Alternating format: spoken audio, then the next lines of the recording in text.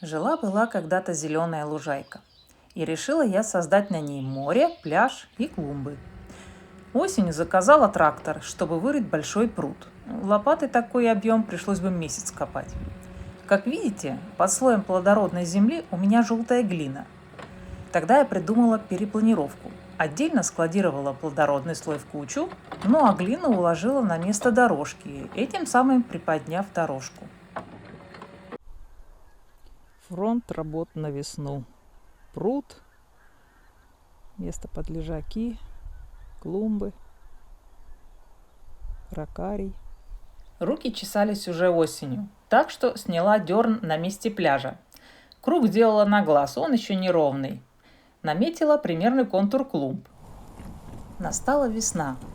Часть листьев я так и не успела осенью сгрести, хотя мама мне помогала. Участок у меня большой, 108 соток. И деревьев листопадных хватает. В большинстве своем это ивы. Все эти листья я стаскивала на место новых клумб, делая как бы пирог. Листья, земля или дерн, опять листья, опять земля. Часть земли я брала с многочисленных кротовин, которые кроты нарыли за зиму. Борьба с кротами у меня идет каждый год. Как? Об этом расскажу позже. Я считаю, что клумбы на ровной поверхности смотрятся невыигрышно, а вот создав рельеф, клумбы сразу привлекут внимание. К тому же есть куда спрятать весь этот растительный мусор. А представляете, насколько плодородной будет земля на этих клумбах? Никакие растения на своих клумбах я не удобряю, исключая розы. И что еще немаловажно, так растения на возвышенностях никогда не будут стоять весной или после ливней корнями в воде. Весной, приводя в порядок свои ленивые клумбы, я помимо листьев отношу на создаваемые клумбы еще засохшие и обрезанные веточки очитков и спирей, а также многолетников. Вот целую тачку набрала. Листья с ближайших деревьев летят и на мои клумбы, и на щебеночную дорожку. Поэтому весной приходится практически ползать по щебенке и собирать листья между камней. Помимо всего прочего, у меня еще и здесь с осени остались листья. Сначала уберу их. Если у вас клумбы покрыты корой или каменной отсыпкой, то я не советую сажать возле клумб лиственные деревья. А если они у вас есть, то, может, стоит задуматься, чтобы их спилить и посадить вместо них, скажем, сосну. Здесь уже особо и не разберешь, где тут листья, где тут мульча. Действительно, наверное, надо эти деревья спилить. Осенью я их все же спилю и посажу пару сосен, которые будут в дальнейшем давать разреженную тень. Можно их оставить высокими, а между ними повесить гамак. У меня дома нависел, сейчас у меня гамак в другом месте. А еще можно построить какие-то домики. Я имею в виду детям, внукам. И пускай лазят на деревьях. Для удобства я одеваю такие наколенники и ползаю вокруг кустов роз или по щебеночным дорожкам, собирая опавшие листья. Вот и спрашивается, а оно мне надо, ленивому садоводу-то? Я люблю создавать, а не ухаживать постоянно. Кстати, тут вокруг дерева трава плохо росла, самое место сделать клумбу. На данный момент я еще не знала, буду ли спиливать это дерево. Вот одна клумба прямо здесь, рядышком. Земли у меня нету, поэтому использую все растительные остатки, чтобы немного приподнять клумбу. Для того, чтобы сделать идеальный круг, понадобится веревка и пару колышков. Веревку привязываете к колышкам, но не туго, так, чтобы веревка скользила по колышку. Один колышек втыкаете в предполагаемый центр, а с другим ходите по кругу. Чтобы обозначить контур круга, достаточно выцарапать окружность этим самым колышком. Далее специальным резаком прорезаете дерн. Можно, конечно, и лопатой, только она должна быть плоская, не закругленная, иначе край будет некрасивый. Я почти весь дерн сняла уже в прошлом году. А если начала бы только сейчас, тогда прорезала бы в дерне еще один круг. И тогда надо сначала снять дерн между этими прорезями и двигаться по спирали внутрь круга. По краям я убрала дерн на штык лопаты, А по центру так много не убирала, так как весь этот объем мне придется ведь потом натаскать и засыпать камнями. Углубленные края важны для тех, у кого проблемы с кротами, как у меня. Дерн я собирала в тачку, так как он не нужен был мне прямо рядом с местом выкопки, и отвозила куда надо. Можете листья немного прижать, потоптавшись на них, но не обязательно. Куски дерна нужно обязательно укладывать травой вниз, чтобы ослабить силу корней. Если трава останется сверху, то существует большой риск, что даже через геотекстиль пырей прорастет. Раскидайте куски дерна в тех местах, где вам нужна земля или возвышенное место, а потом поправьте, выкладывая кусочек к кусочку, стараясь не оставлять пустот. А вот теперь неплохо было бы и потоптаться, тем самым уплотнив листья внизу. Добавьте при необходимости еще листьев или дерна. Рассыпчатую землю распределите между кусочков дерна. После снятия дерна я подровняла дно моего будущего пляжа, использовав самую большую и острую лопату. У меня фискарс. Срезанной землей я присыпаю листья и куски дерна, корректирую рельеф клумбы. Так как землю я беру рядом с клумбой, то вполне могу эту землю докинуть до клумбы, но если отойду подальше, то уже не будет сил докинуть, и тогда выкопанное я буду складировать в тачку. Ну а так как место это близко к дереву, то здесь много корешков, и землю с корнями срезать довольно тяжело. Накидав полную тачку земли, везу ее туда, где мне нужна рассыпчатая земля. Хорошо, если геотекстиль не будет ложиться прямо на дерн, лучше на рассыпчатую землю. А еще лучше на листья тонким слоем. Вот об этом я только сейчас подумала, в дальнейшем буду умнее. Суть в том, что листья – это еще дополнительный слой защиты от прорастания травы, так что имейте в виду. Так, сейчас подровняю поверхность и окончательно сформирую клумбу. В уме я представляла это место более рельефом. За год-два листья внизу перегниют, и клумба будет не такой выпуклой. Но тогда я просто больше подсыплю камней сверху в нужных местах. Теперь нужно сделать контур клумбе. Прямые линии я не люблю, поэтому использую водяной шланг. И лучше, чтобы он реально был с водой во время укладки. Тогда получится более плавная линия. Для того, чтобы зафиксировать шланг в нужном месте, можно его местами придавить камнями или кирпичами. Или колышками зафиксировать. По линии шланга я по всему контуру клумбы прорезала дерн. Отступив на ширину лопаты от прорезанной линии, я сделала еще одну линию, для того, чтобы между прорезями было легко убирать дерн. Так как основа для ближайшей клумбы у меня уже готова, то дерн опять-таки складирую в тачку и потом увезу в нужное место. Периодически попадаются корни, которые лопатой прорезать не получается, и приходится использовать сучкорез. Но это все из-за близости дерева. Хорошо, что большие корни не попались. Подравниваю дно и землю кидаю на клумбу рядом. А в эту канавку на геотекстиль буду укладывать гальку, чтобы крот не смог поднять и испортить клумбу.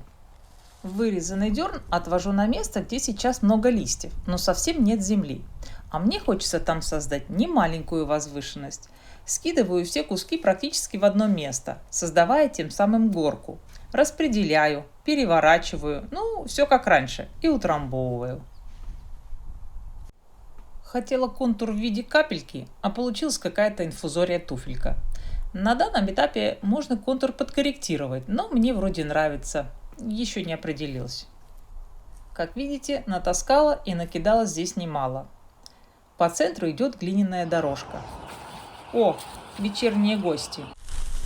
Если листья прошлогодние, мокрые и слежавшиеся, то удобнее их сразу ложить на тачку. А если листья сухие, только что собранные в куче, то с тачки все слетит, пока доедете. Я использую большой строительный прочный пакет. Туда много влазит. 250 литров, кажется. Набрав больше половины пакета, я ставлю его на тачку и потом еще досыпаю до краев. С этой стороны дорожки с осени лежала большая куча земли с дерном. Здесь уже такой пирог не сделаешь, иначе придется всю эту землю перелопатить. С вершины горки я раскидывала землю на принесенные листья. Но, в принципе, я и планировала эту часть оставить самой высокой. Немного разравниваю поверхность лопатой и граблями. Но гладко ее не надо делать. Мне было важно создать не просто горку, а визуально неровную поверхность. В каком-то месте выше, в каком-то ниже. Хотелось, чтобы смотрело максимально естественно. Немного притаптываю резкие неровности. Всю поверхность и клумб, и дорожек я буду покрывать плотным геотекстилем.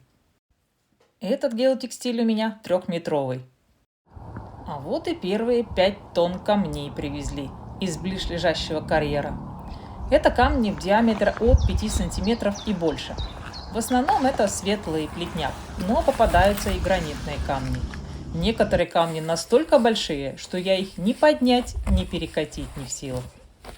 К сожалению, у меня не было возможности снимать, как укладываю геотекстиль.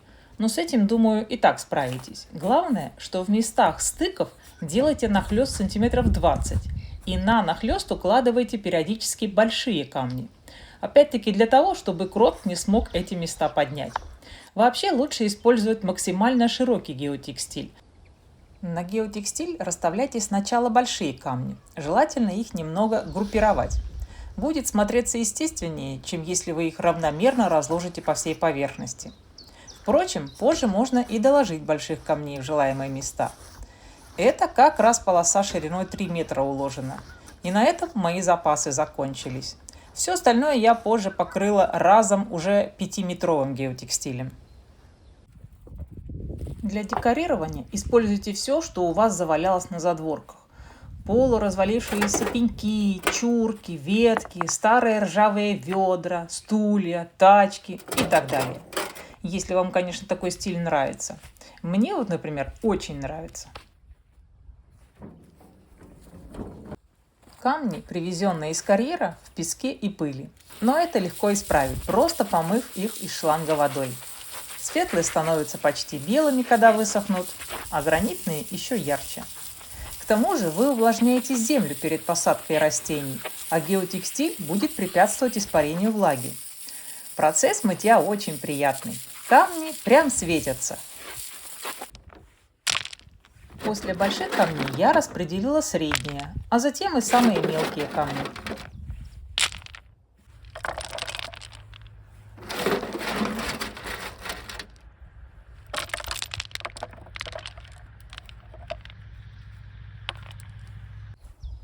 Теперь надо наметить места для посадок. В геотекстиле я прорезала круглые отверстия по диаметру горшка растения. Как же они будут разрастаться, спросите вы? Для молодила не нужно много земли. После того, как растения прирастутся, я буду периодически добавлять вокруг саженца немного покупной земли, чтобы без сорняков было. Этого будет вполне достаточно. Вокруг хвойных я делала отверстия побольше, и их корни уйдут вглубь плодородной земли. Молодила я старалась выбирать разных цветов и фактур. А на вершине горки я посадила камнеломки. Весной они будут очень красиво и ярко цвести красными и белыми цветами. Тут я решила вокруг лунки подсыпать выкопанную землю, но это плохая идея. Из этой земли полезут сорняки. Лучше использовать покупную землю. На тонкий слой земли я уложила более мелкие камни, которые у меня на тот момент были.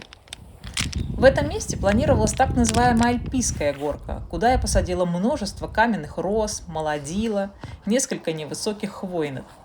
Также очитки и обязательно хотя бы одно дерево. Лучше, чтобы оно было узкое и максимально 2-3-метровое. На альпийских горках и ракарях очень выигрышно будут смотреться узкие деревья или деревья на штамбе. Это аэросъемка 13 июня 2023 года. Эти камни фракции от 2,5 до 5 см. Ими я засыпала место пляжа и дорожки, использовав дорожный серый геотекстиль в 2 слоя. Вы слышите звук разбрызгивающейся воды. У нас с весны еще не было дождей, и поэтому сильная засуха. Перед посадкой хвойных деревьев я решила сначала хорошо пропитать землю водой. Параллельно смачиваю картон водой, который впоследствии в мокром виде уложу по краям клумбы под геотекстиль. В мокром виде картон как тряпочка, хорошо укладывается. Там нет ни земли, ни листьев, поэтому пырей будет прорастать через геотекстиль, а картон ослабит растения. Пляж готов, Можно и загорать. Весь геотекстиль уложен, и некоторые растения тоже посажены. Осталось самое сложное – натаскать еще тонн 15 камней.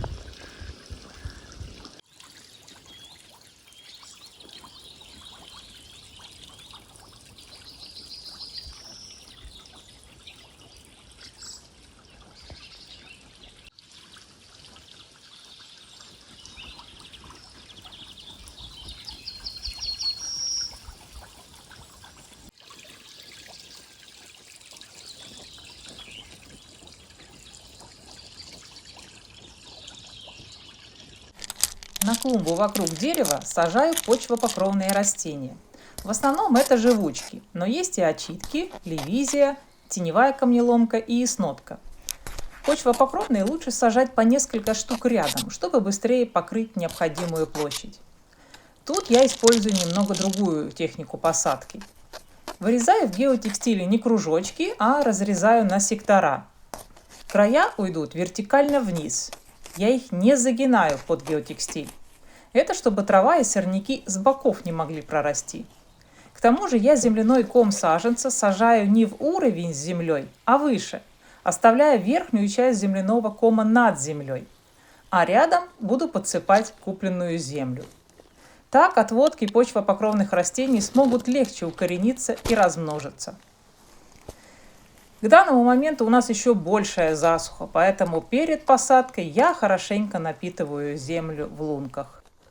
Клумба получилась немного плосковатая, так что в следующем году я добавлю сюда местами больше камней для рельефа. И кто знает, какая идея мне еще в голову придет. Может, что-то поменяю или добавлю. На этой клумбе я решила сделать немного по-другому. Добавить и мульчу из мелкой коры. Вы уже поняли, что я люблю разнообразие, поэтому постоянно придумываю что-то новое.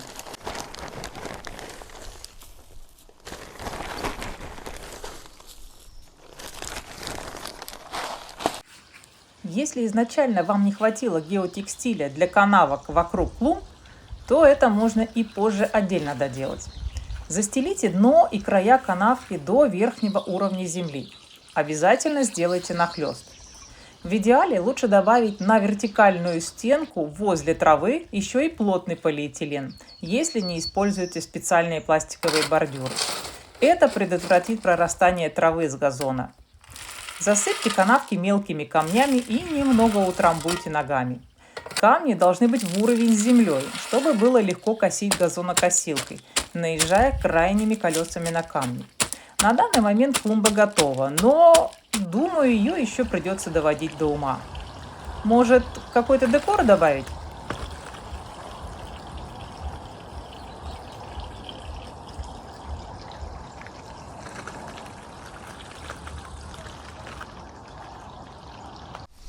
Вроде бы сделала клумбу такой, как задумывала, но как-то скучновато.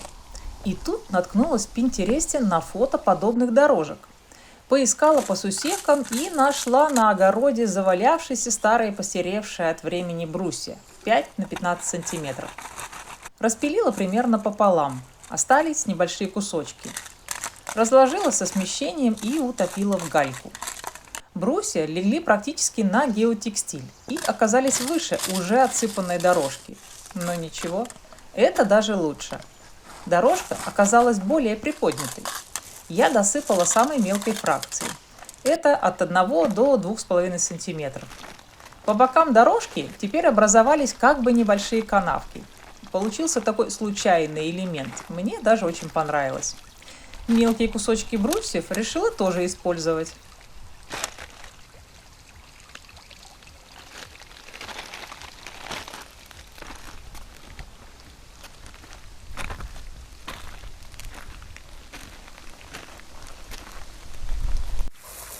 И брусья, и камни опять же промыла водой.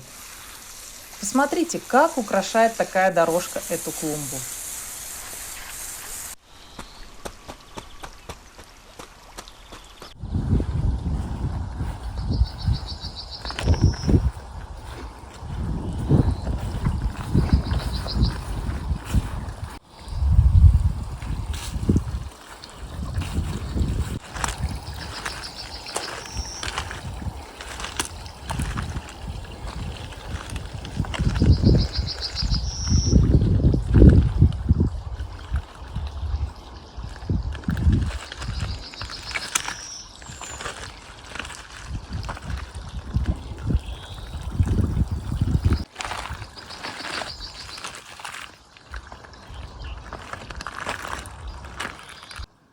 Не успела я посадить свои растюшки, как пришли кроты.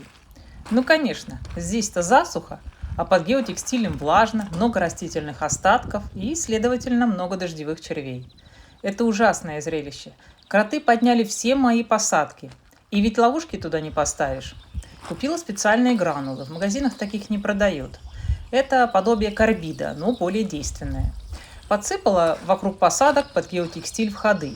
Сначала кроты вроде пропали, потом периодически все же появлялись. Еще досыпала гранул.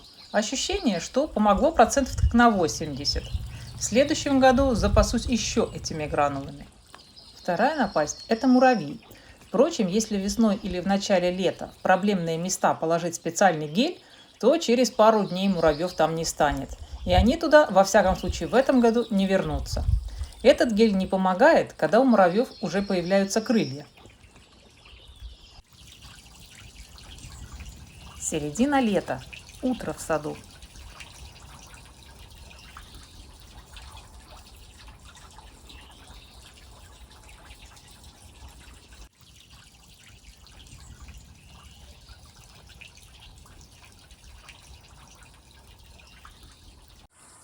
Это вид из моего окна. Я часто смотрю в окно и мечтаю, что бы я еще создала или переделала. И за новым прудом уже один из следующих моих проектов на 2024 год.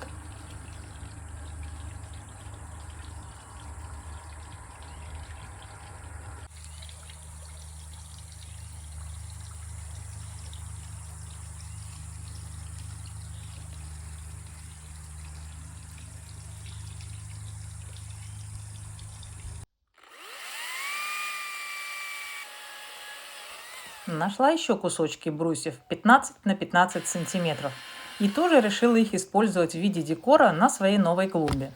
Вообще, любой деревянный декор очень даже к месту в саду. У меня накопилось немало воплощенных и еще не воплощенных идей декора из дерева, так что надо будет об этом сделать отдельное видео.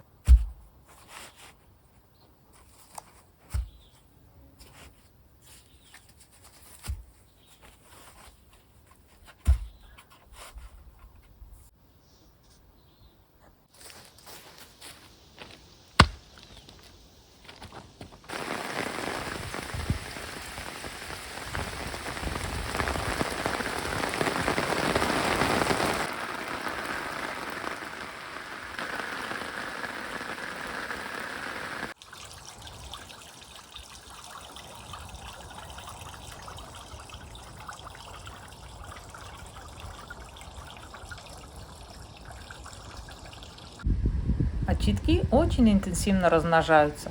В одном горшочке молодила была имшанка, которая тоже стала завоевывать пространство вокруг себя. Это замечательно. Значит, сорнякам будет меньше места. Другие почвопокровные растения тоже хорошо прирослись. Иногда, конечно, появляются сорняки, но это единицы.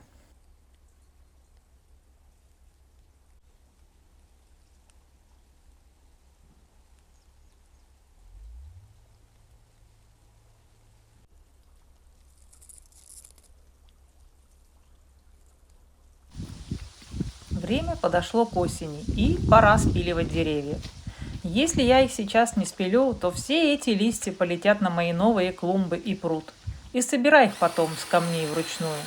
Чтобы минимально повредить близлежащие посадки, кусты или розы, лучше спиливать высоко от земли. Тогда это будет как большая ветка. Упадет она недалеко.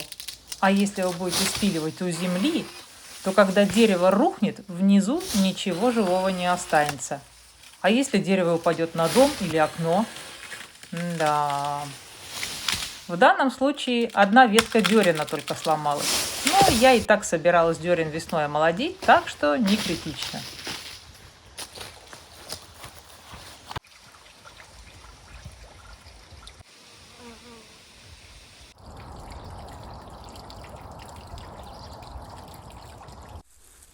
Более толстые ветки напилила на дрова.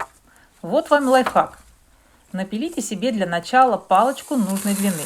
У меня это 30 сантиметров. И прикладывая ее к ветке, у вас будут одинаковой длины дрова.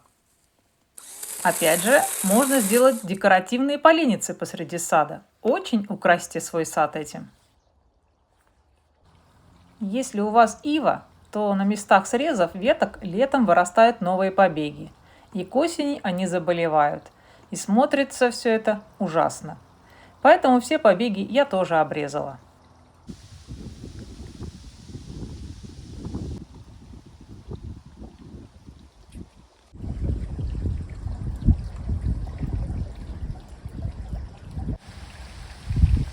Слышите ветер? Такое ощущение, что вы у моря. Ну, точно, кусочек средиземноморского сада получился.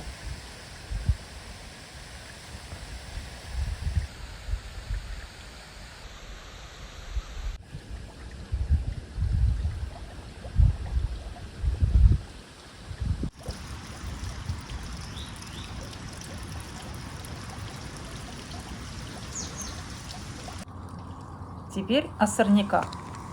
К осени я заметила, что в местах, где на геотекстиле очень тонкий слой гальки, туда ветром принесло много семян одуванчиков, и они стали прорастать.